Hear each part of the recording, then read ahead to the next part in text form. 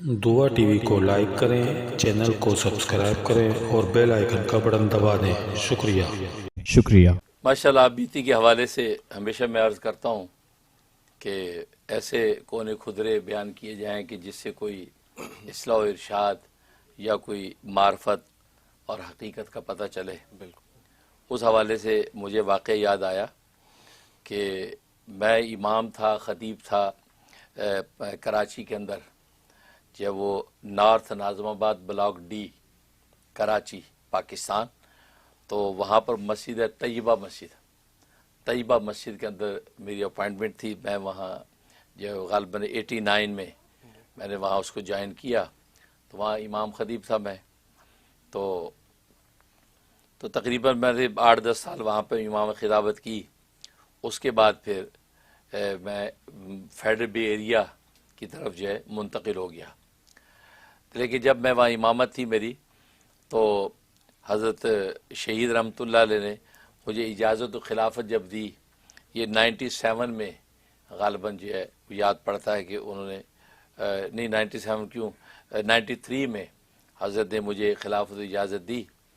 تو اس کے بعد میں محفل ذکر جو ہے کرواتا تھا، مسجد کے اندر امامت تھی، لیکن بس گھر آ جاتا تو گھر تھا وہ کرائے کا مسجد والوں نے لے کے دیا تھا، نیچے مالک مکان رہتے تھے، مالک مکان ایک بیوہ خاتون تھیں، تو اس اوپر کی منزل میں کرائے پہ رہتا تھا تو بلاک ڈی میں۔ تو عشاء کی نماز پڑھنے کے بعد مریدین کو لے آتا تو اوپر گھر پہ میں محفل ذکر کرتا تھا، تو لا الہ الا اللہ کی ضربیں لگتی تھی۔ تو یہ روز کا معمول تھا، کیونکہ مسجد کے اندر آپ کو تو مسجد انتظامیہ کے اپنے کچھ رولز ہوتے ہیں، تو اس قسم کی چیزوں کو کہتے ہیں یار وہ چونکہ ہم سب کو لے کے چلتے ہیں تو کوئی اچھا سمجھے کوئی برا سمجھتا ہے، تو آپ یہ گھر میں کر لیں، تو ہم گھر میں ذکر کرواتا تھا۔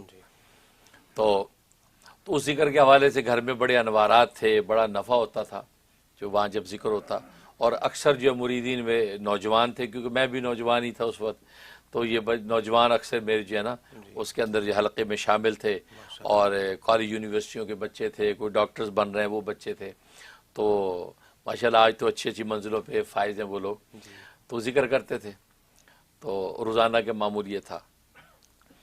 تو میں نے کیا دیکھا، ایک مرتبہ حضرت لدھیانوی شہید رحمۃ اللہ علیہ، میرے ابا جی شہید، میرے والد نسبتی میرے پیر و مرشد مولانا محمد یوسف لدھیانوی شہید قدس سرو، یہ مہینے میں ایک دن جو ہے وہ میرے ہاں ان کا بیان ہوا کرتا تھا، تو وہ تشریف لاتے تھے، تو عصر سے میں مغرب سے کچھ پہلے آ جاتے، مغرب کے بعد بیان ہوتا تھا تو میری مسجد میں۔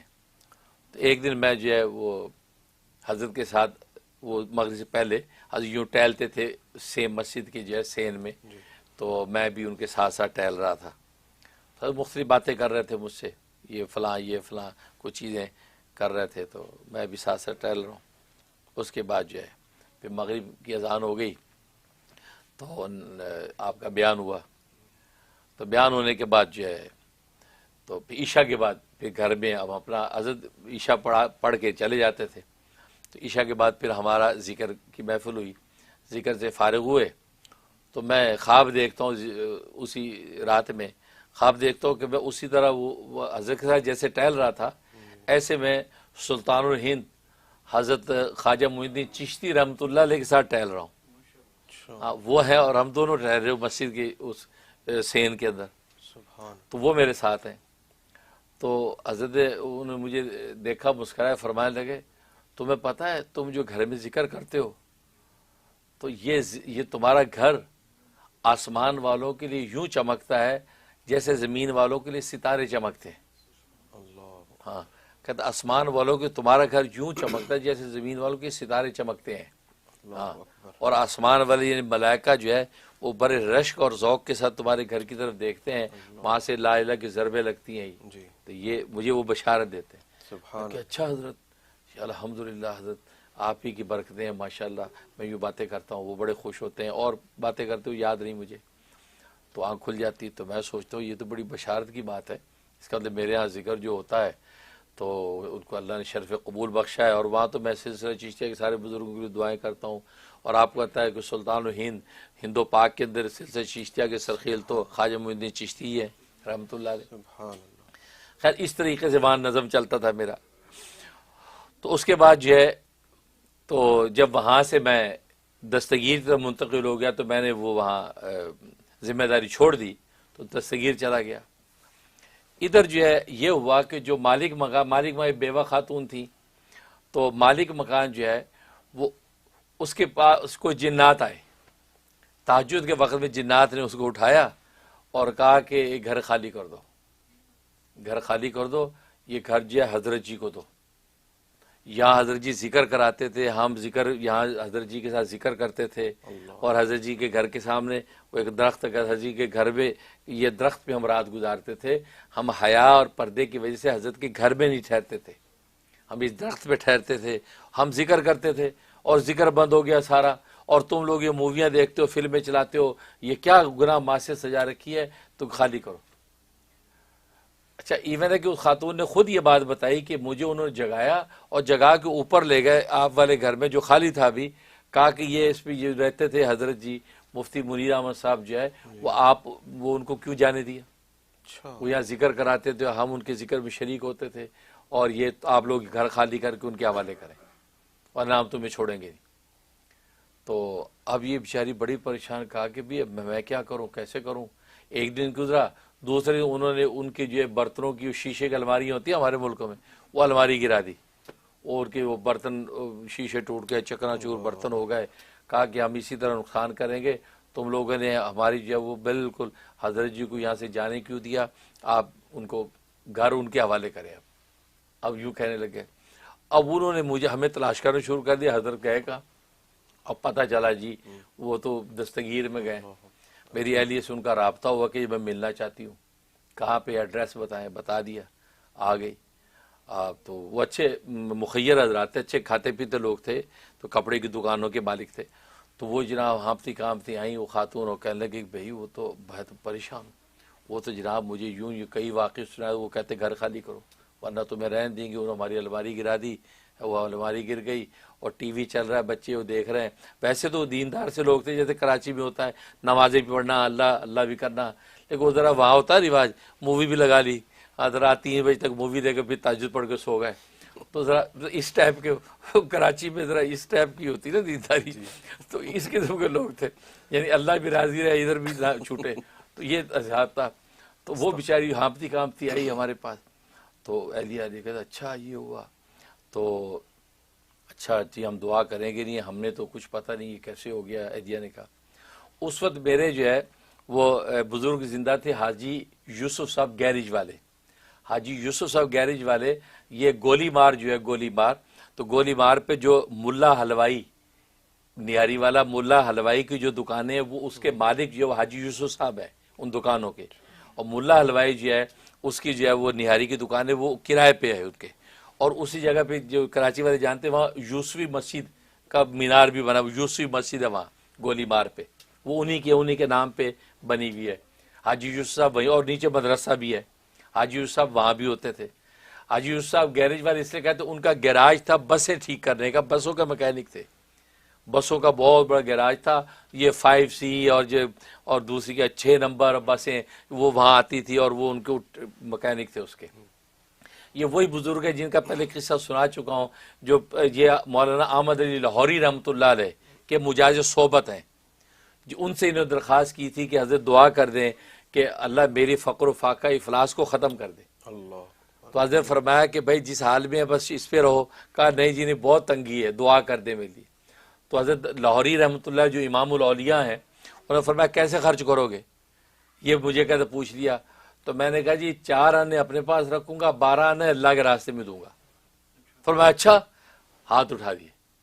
وہ حضرت احمد علی لاہوری رحمۃ اللہ علیہ وہ تو امام اولیاء، اور دعا قبول ہو گئی. ان کو 4 آنے اتنے ملے ہیں کہ کراچی میں ان کی پراپرٹی اور بسیں چلتی ہیں. یہ 4 آنے 12 آنے آج تک بھی وہ اللہ کے راستے میں دے. وہ تو دنیا سے گزر گئے ہیں. تو یہ ان کے بیٹے آگے ہیں، وہ ماشاءاللہ دیندار عالم فاضل. تو یعنی وہ خود بتاتے ہیں کہ 12 آنے ابھی تک بھی وہ مدرسہ مسجد بنا دیے اسی میں خرچ کرتے ہیں، رائے اللہ میں دیتے ہیں. ہم جاتے تھے ہمیں جب ہدیہ تحفے دے دیتے تھے. بڑے قصے ہیں. تو 4 آنے میں کہتے ہیں اللہ نے اتنی برکت ڈالی ہے کہ میری پراپرٹی، یہ ملا حلوائی کی دکانیں میں مالک ہوں اور ان کی بسیں چلتی ہیں، لیکن وہ وعدہ جو شیخ کے ساتھ کیا میں اس کے مطابق خرچ کرتا ہوں 4 آنے۔ تو یہ اب وہ زندہ تھے تو میری اہلیہ نے کہا کہ حاجی یوسف صاحب کے پاس چل کے نا ان سے پوچھتے ہیں، کیونکہ میں عملیات وغیرہ میں میری وہ تربیت کر رہے تھے جی تو ہم گئے۔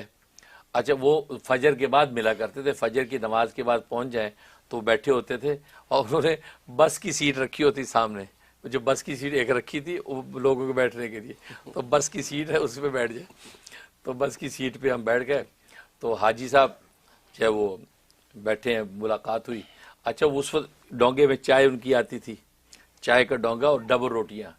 اچھا ڈبل روٹی کون سی یا یہاں ملتی ہے کون سی، وہ بڑی سافٹ ہوتی ہے، کیا نام اس کا، تو فاؤنڈر کیا، ونڈر ڈبل روٹی، وہ بڑی سافٹ ہوتی ہے۔ یہاں بھی میں نے وہ سوچ کے کھائی تو واقعی وہ بڑی سافٹ، دودھ میں چائے میں کھا مزہ آتا ہے۔ وہ جو ونڈر والی وہ کھاتے تھے وہ ڈبل روٹیاں، اور اب کوئی بھی جائے تو جلدی سے وہ ڈال کے نا پیالوں میں چائے دے دیتے، ڈبل روٹی دے کھاؤ، تو وہ ہمیں کیا یہ کھاؤ، ہمیں وہ کھایا۔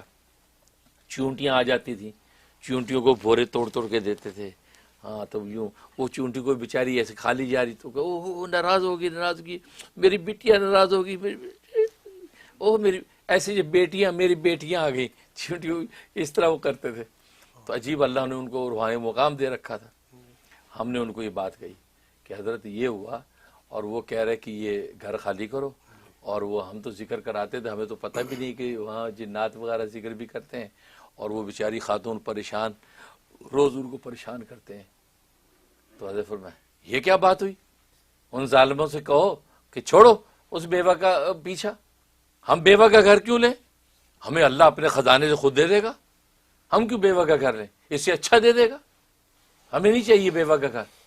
یہ ایک عجیب کیفیت ہو گئی، اس طرح کہنے لگ گئے ہمیں چاہیے بیوہ کا گھر، یہ کیا بات ہوئی ہے، اس بیوہ کا گھر لیں گے، اور یہ تو ظلم ہے، کرتے ذکر ہو ہمارے ساتھ، باتیں ظلم کی کرتے ہو ہے، ہمیں نہیں چاہیے، ہمیں اللہ اس سے اچھا گھر دے دے گا، ہاں ہم اب اللہ کے خزانے کم ہے، اللہ اپنے خزانے سے دے گا۔ یہ انداز سے بڑی میٹھی باتیں کرتے تھے کہ جی جی جی حضرت، جی حضرت، ہاں بالکل پریشان نہ ہو، کہہ دو ان کو نہیں چاہیے ہمیں بیوہ کا گھر، کیا ظلم ہے، یہ باتیں کی تو کہ جی ٹھیک ہے، دعا گئے، چلے گئے ہم۔ جب چلے گئے تو وہ اللہ کی شان، اس کے بعد سے ان کے ہاں وہ جنات نے تنگ کرنا چھوڑ دیا، وہ سلسلہ ان کے ہاں ختم ہو گیا۔ تو انہوں نے کہا جی شکریہ، بڑی مہربانی، ماشاءاللہ، اس کے بعد سے سکون ہے، ورنہ ہر رات میں ہمیں پریشان کرتے ہیں۔ اچھا ادھر یہ حضرت نے بات کی تھی اللہ کے خزانے بڑے ہیں، اب وہ مکان خریدنا ایک مولوی کے لیے کوئی آسان تو نہیں ہے، اور کراچی کے اندر مکان ہے، تو وہ یہ گھر جو گھر یہ 200 گز کا گھر تھا، جس میں یہ تھے ان صاحبہ کا بیوہ کو 200 گز کا گھر تھا۔ تو دستگیر میں رہ رہا تھا، تو حضرت یہ بات پتہ کس موضوع میں کہہ دی تھی کہ مگر چند مہینے گزرے ہوں گے، 4 یا 5 مہینے گزرے ہوں گے، تو اللہ تبارک و تعالی ایسا ایک تکوینی تصرف کر دیا، یہ قصہ بھی پورا میں آپ بیتی میں سنا چکا ہوں، ایسا تکوینی تصرف کر دیا کہ میں چونکہ اخبار جہاں جو کراچی سے نکلتا، اخبار جہاں کا کالمسٹ ہوں، ابھی بھی لکھتا ہوں، خوابوں کی تعبیر یہاں سے لکھتا ہوں، اور یہ جنگ گروپ کا جو ہے وہ اخبار جہاں ہے، اور میر جاوید رحمان صاحب مرحوم اس وقت زندہ تھے، اور حضرت لدھیانوی شہید رحمۃ اللہ علیہ کے بڑے چاہنے والے تھے، اور مجھے بہت پسند کرتے تھے، تو وہ ہمارا ادارہ وہ تھا، تو میں وہاں کالم لکھتا ہوتا تھا۔ تو کہ ایسی تکوینی اسباب بنے جو سارے میں اس میں ابھی میں بیان کر چکا ہوں، کہ انہوں نے مجھے جو ہے دستگیر 15 نمبر میں دہلی جاوید نہاری لوگ جانتے ہوں گے، اس کے پیچھے والی گلی میں 240 گز کا گھر ادارے نے لے دیا مجھے۔ وہ 200 کا تھا نا، یہ 240، اس سے اچھا دے دے گا اللہ میاں کے خزانے بڑے، اس سے اچھا دے دے گا، نہیں چاہیے بیوہ کا گھر۔ ہم وہ بات ان کی ایسی پوری ہوئی کہ جناب اس سے کہتے اللہ والے، بس وہ کہنے کی دیر تو اللہ انتظار کر رہا ہوتا ہے، اس کے منہ سے میرا نام ہمیشہ نکلتا ہے، کبھی کسی کے لیے دنیا کے لیے کچھ بولے تو صحیح، وہ بھی پورا کر دوں گا، جس زبان سے مجھے یاد کرتے اس زبان سے کسی کا بھلا سوچیں گے وہ بھی پورا کریں گے۔ تو وہ جو ایسے اسباب بنے، تو وہ مکان جو ہے وہ مجھے انہوں نے وہ دے دیا کہ جی آپ کی تنخواہ میں سے کاٹ لیں گے تھوڑے بہت، اور یہ مکان آپ جو ہے وہ مکان جو ہے بھاری قیمت میں میں نے وہ مکان لیا۔ تو یہ قصہ ہوا۔ اس کے بعد کیا ہوا کہ وہاں دستگیر نمبر 14 میں حضرت لدھیانوی شہید رحمۃ اللہ علیہ کی مسجد ہے، الفلاح مسجد، الفلاح مسجد ہے کراچی میں۔ تو اس کے ساتھ ہی مدرسہ زکریہ الخیریہ، وہ حضرت لدھیانوی شہید رحمۃ اللہ نے مجھے اس کی ذمہ داری دے رکھی تھی کہ آپ اس کا نظام چلائیں، تو میں وہ چلاتا تھا۔ تو وہاں پہ تخصص کرواتا تھا، میں علماء کو مفتی بناتا تھا، اور کراچی پاکستان کے اچھے اچھے مدرسے کو طلباء علماء آتے تھے، وہ پھر میرے پاس 1 سال کا کورس مفتی کا کرتے تھے۔ خاص طور پر رائیونڈ کے مدرسے کے طلباء حاجی عبدالوہاب صاحب خاص طور پہ بھیجتے تھے کہ وہاں لدھیانوی صاحب کا جو تخصص کا شعبہ ہے وہاں جا کے آپ جو ہے وہ مفتی بنے۔ تو وہ میں تقریباً 55 مفتی چند سالوں میں 10 طالب علم لیتے تھے، میں نے وہ چند سالوں میں 55 لوگوں کو مفتی بنایا، تو میں ان کو پڑھاتا تھا۔ تو وہ طلباء اس مدرسے میں ٹھہرتے تھے، مسجد زکریہ الخیریہ دستگیر نمبر 14 کراچی۔ اچھا ایک دن کیا ہوا کہ میں دفتر میں بیٹھا تھا، عشاء کی نماز کے بعد کی بات ہے، عشاء پڑھ کے آئے تھے اور دفتر میں بیٹھا تھا، تو میرے پاس ایک آدمی آیا، میرا ناظم بھی موجود تھا، منشی بھی موجود تھا۔ تو وہ آدمی آیا، اسے ایک پرچہ مجھے دیا کہ جی آپ سے کوئی ملنا چاہتا ہے۔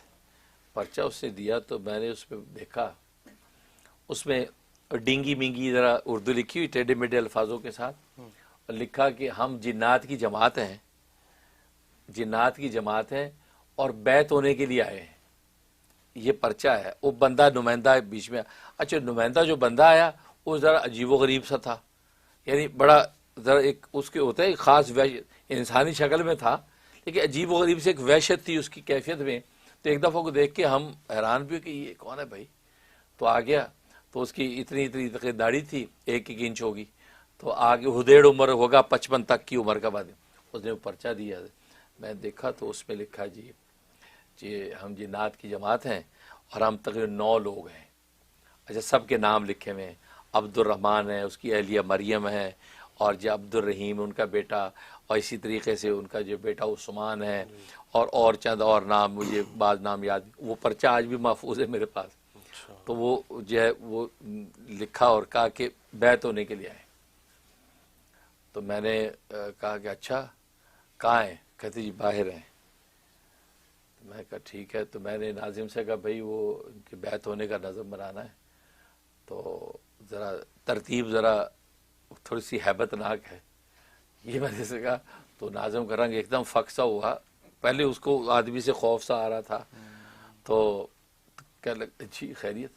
مگر نہیں، طلباء کو کمروں کے اندر بند کر دو اور کنڈیاں باہر سے لگا دو کہ کوئی باہر نہ آئے، تو ذرا تھوڑی سی بیعت کی کارروائی کرنی ہے، اور یہ کچھ جنات کی جماعت بیعت ہونے کے لیے آئی ہے۔ تو اچھا، مگر شور نے بیچارے گھبرانے نہیں بھائی، وہ کراچی کا مٹروا تھا، ایک دم بھی خوف میں آ گیا۔ میں کہ تحمل رکھو بھائی، ڈر ہو رہی، یہ پٹھان شٹان تو نہیں ڈرتے نا؟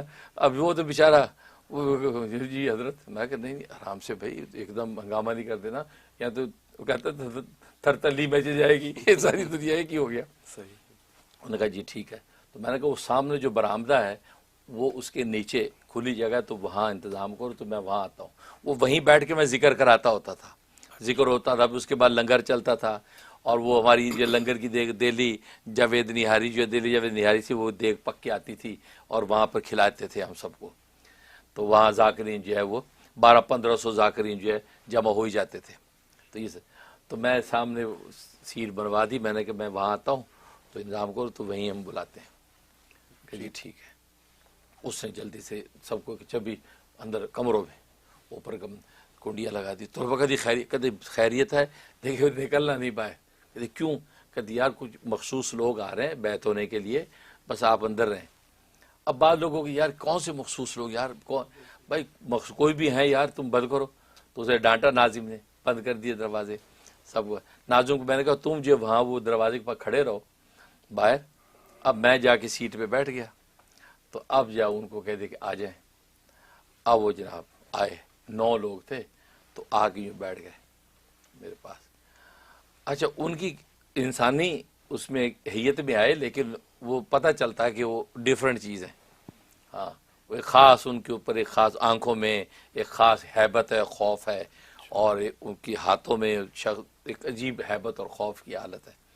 تو ظاہر ہے کہ ہماری ملاقات فرسٹ ٹائم ہو رہی ہے تو دل پہ ایک ہیبت فیل ہوتی تھی, ہمیں بھی فیل ہو رہی تھی, لیکن یہ کہ سمجھ رہے تھے, عقل کو حاوی کر کے بیٹھے تھے کہ نہیں یار یہ ہوتا ہے. نبی سے بھی تو بیعت ہو کے اسلام لائے تھے اور یہ آگے اصلاح و ارشاد کے سلسلے چل رہے ہیں. تو اگرچہ میرے والد صاحب رحمۃ اللہ علیہ تو ان کے پاس کوئی آتا تھا نا کہ حضرت یہ وہ جن چڑھ گیا میرے بچے پہ, یہ فلاں کے جن جی حضرت صاحب کو, تو حضرت فرمایا والد صاحب میاں میں انسان ہوں, انسانوں سے میرا تعلق ہے, یہ جنوں کو لے جا سے جنوں سے میرا کوئی واسطہ نہیں ہے, میں انسان ہوں, انسانوں سے تعلق ہے. وہ ایک مولوی جن کہلاتا تھا باول نگر میں, تو وہ جنی کے نام سے مشہور تھا. تو وہ فرمایا وہ مولوی جن اس کے بعد لے جاؤ, وہ جن سے وہ بات کرتا ہے, ہمارا کوئی تعلق نہیں جن سے, ادھر جاؤ. تو وہ اس انداز سے بگا دی. تو خیر اب آ گئے, میں آ گیا, اب وہ سارے بیٹھ گئے. تو میں نے کہا کہ آپ نے بیعت کا ارادہ کیوں کیا؟ تو کہنے لگے کہ ہم اصل میں تبلیغی جماعت میں نکلے ہوئے تھے. تو تبلیغی جماعت جب ہم نکلے ہوئے تھے تو ہم فضائل اعمال کی تعلیم سنتے تھے اور دوسری جو کتابوں کی تعلیم سنتے, بزرگوں بیان. تو ہمیں یہ محسوس ہوا کہ دین کی تکمیل میں بیعت کی بڑی اہمیت ہے, بیعت ضروری ہے. ہم دعوت تبلیغ میں تو لگے رہیں گے لیکن بیعت بہت ضروری ہے, کیونکہ جو فضائل اعمال والے بزرگ ہیں وہ خود وہ بیعت ارشاد کرتے ہیں. مدینہ منورہ میں اللہ نے ان کو شرف قبول بخشا. تو اس لیے ہم چاہتے ہیں ہم یہ مکمل رہیں, ہمیں کوئی کمی نہ رہ جائے, ہم بیعت ہو جائیں. اس کے لیے پھر ہم نے آپس میں مشورہ کیا اور تحقیق کی. تو ہم نے سوچا کہ مولانا زکریا رحمۃ اللہ علیہ جو ہیں انہی کے سلسلے میں ہمیں کہیں بیعت ہوں, وہ سلسلے کا ہمیں کوئی ملے وہیں بیعت ہوں ہم. تو ہمیں کسی نے بتایا, ہم نے اپنے ہی پاس ہمارے جو علماء ہمارے جنات میں ان سے پوچھا, انہوں نے ہمیں کہا بنوری ٹاؤن چلے جاؤ, جامعہ اسلامیہ بنوری ٹاؤن کراچی پاکستان, وہاں چلے جاؤ, وہاں جا کے پتہ کرو. ہم پھر بنوری ٹاؤن چلے گئے. تو بنوری ٹاؤن جب گئے تو وہاں دارالفتاح میں ہمیں بھیج دیا کسی نے. تو دارالفتاح میں ہم جب گئے تو وہاں ہم نے پوچھا کہ ہم جب بیعت ہونا چاہتے ہیں تو ہم کس سے بیعت ہوں؟ تو انہوں نے ہمیں بتایا کہ الفلاح مسجد چلے جاؤ, دستگیر 14 نمبر پہ مولانا محمد یوسف لدھیانوی صاحب ہوتے ہیں وہاں, تو وہاں ان کے سلسلے میں بیعت ہو جاؤ, وہ مولانا زکریا کے خلیفہ ہیں. اچھا حضرت لدھیانوی شاہی زندہ تھے اس وقت. ہاں تو بلکہ انہوں نے کہا ہمیں عشاء کی نماز ابھی ہم نے ساتھ ہی پڑھی ہے, حضرت لدھیانوی شہید رحمۃ اللہ نے عشاء کی نماز پڑھائی تھی. تو کہتا ہم پچھلے صفوں میں ہم تھے, ہم نے نماز بھی ساتھ ہی پڑھی, یہ بات کی.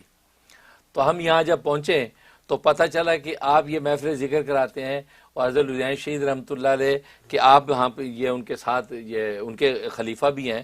تو ہم نے سوچا کہ ہم آپ سے بیعت ہو جاتے ہیں تو پھر آپ کے ذریعے سے ہمیں لدھیانوی صاحب کا فیض ملتا رہے گا, اس لیے ہم آپ سے بیعت ہوئے. یہ بات انہوں نے کہی. میں نے کہا اچھا, میں نے کہا کتنے لوگ ہیں؟ یہ 9 لوگ ہیں, پرچے میں تھے نام. تو بتایا یہ عبد الرحمن. کہتا ہم جو ہے نا, عبد الرحمن کہتا ہے کہ میں جو ہے نا اپنے علاقے اور قبیلے کا بادشاہ ہوں, علاقے قبیلے کا بادشاہ ہوں. یہ مریم جو ہے نا یہ میری کوئین ہے, یعنی ملکہ ہے اس علاقے کی.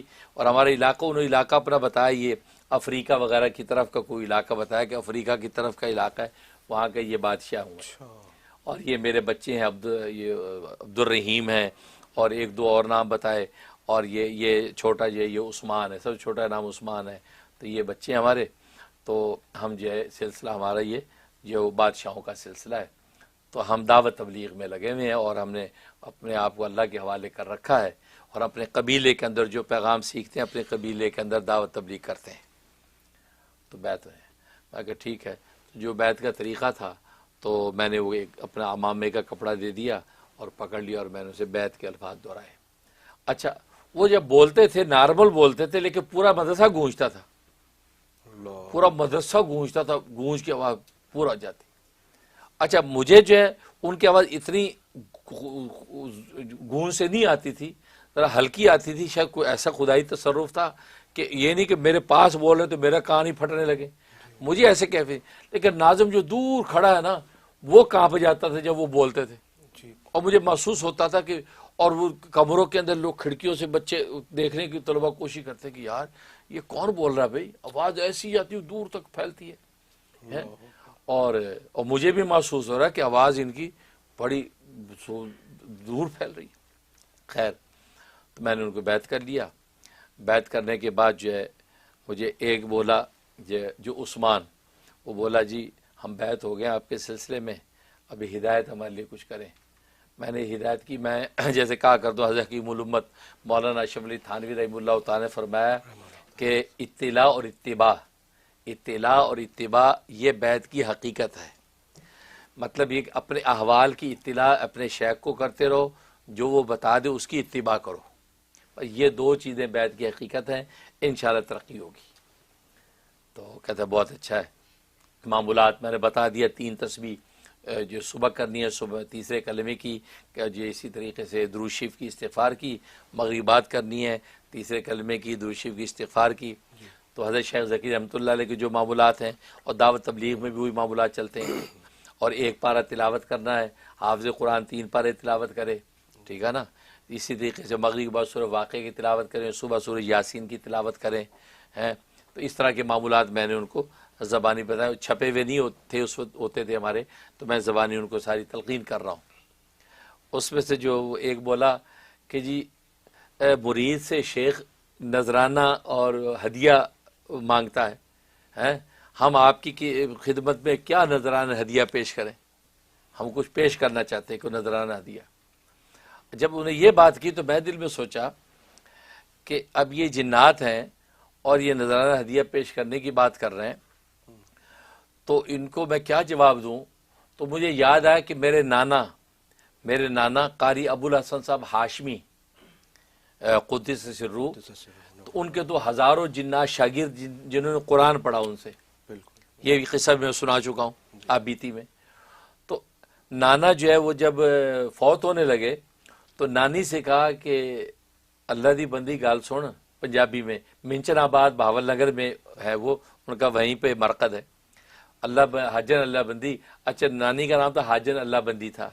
میں کہا حاجن اللہ بندی، میرے مرن تو بعد اے جنات آن گے تیرے کول تے تینوں کہن گے سانو حکم کر کی چاہیے، پیسے دے ڈھیر لا دیاں گے، سانو دس، تیرا مکان سارا پکا کر دیاں گے، ہیں ایک کچا مکان پکا کر دیں گے۔ جب کچے مکان ہوتے ہیں اس ٹائپ کا جو زیادہ پکے نہیں، یعنی اینٹ یہ نہیں کہ سنگے مرمر، پکے تھے مناسب، اس کو سنگے مرمر کر دیں گے، این کر دیں گے۔ تو گل سن، اگر انہوں تو 1 روپیہ بھی قبول کیتا تو پھر جنت تیرا میرا ساتھ نہیں ہے گا۔ کہ میں ساری زندگی انہوں نے قرآن پڑھایا ہے تو میں انہوں تو 1 پائی کدے نہیں لئی، سب اللہ دے واسطے میں کیتا ہے، لیکن راجن اللہ بندی جے تو 1 روپیہ بھی قبول کر لیتا تو پھر میرا تیرا جنت ساتھ نہیں ہے گا۔ یہ وصیت کر رہے ہیں مرنے کے وقت میں۔ اور آن کے تیرے کو بہت بڑے تیرے نذرانے درخواستہ کرن گے، لیکن تو قبول نہیں کرنا، بس اللہ دی تقدیر تے راضی رہ، جیڑا مقدر لکھیا وہ تینوں ملنا ہی ملنا ہے، وہ کوئی نہیں روک سکتا، لیکن تو یہ لالچ نہ کری۔ یہ تو میرے دل میں وہ دماغ میں آیا نانا جی کی بات، تو میں نے کہا یار اچھا ان کو بھی یہ کہنا چاہیے کہ نہیں مجھے نہیں چاہیے۔